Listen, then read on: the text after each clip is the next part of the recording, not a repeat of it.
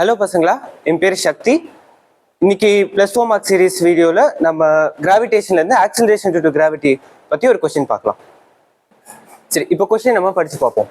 Acceleration due to gravity on earth is g. If diameter of earth is reduce to 1/3 of original value. அதாவது 1/3 times இப்போ இருக்கிற diameter தான் நம்மளுக்கு reduce பண்ணுறாங்க, அவ்வளோ டயமீட்டருக்கு. And mass remains unchange, mass change ஆகல. Then acceleration due to gravity on earth is எவ்வளோ டைம்ஸ் g அப்படின்னு கேட்குறாங்க. சரி, இப்போ நம்ம ஃபர்ஸ்ட் g இருக்கு இல்லையா, ஆக்சிலரேஷன் டியூ டு கிராவிட்டி, அதோட ஃபார்முலா பார்க்கலாம். g is equal to gm/r². இந்த g வந்து யூனிவர்சல் கிராவிடேஷனல் கான்ஸ்டன்ட், m வந்து மாஸ் ஆஃப் தி பிளானட், இங்க வந்து எர்த், r வந்து radius of the planet, r² இருக்கு.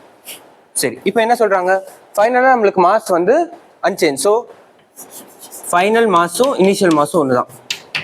ஆனால் ரேடியஸ் என்ன ஆகுது, 1/3 ஆஃப் ஒரிஜினல் வேல்யூ.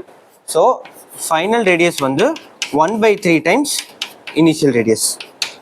சரியா, இப்போ m வந்து சேஞ்ச் ஆகல, r வந்து r/3 மாறுது. சரி, இப்போ g நியூ கண்டுபிடிக்கலாமா, புது கிராவிடேஷன்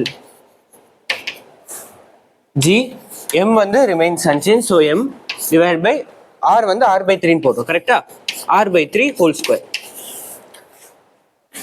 இது என்ன வரும், 9 டைம்ஸ் gm/r². ஸோ இந்த gm/r² என்ன, நம்மளுக்கு இனிஷியலாக இருக்கிற இந்த g, கரெக்டா, acceleration due to gravity. So 9 times g, இதான் வந்து ஃபைனல் ஆன்சர். இது வந்து ரொம்ப இம்பார்ட்டன்ட் டாபிக். இதுலேருந்து நிறைய கொஸ்டின்ஸ் எல்லா வருஷமும் கேட்பாங்க. இந்த கான்செப்ட் உங்களுக்கு புரிஞ்சிருக்கும்னு நினைக்கிறேன். வேற ஏதாவது டவுட்ஸ் இருந்துச்சுன்னா நீங்கள் கமெண்ட் செக்ஷன்ஸில் போடுங்க. Thank you from team IGNITTE.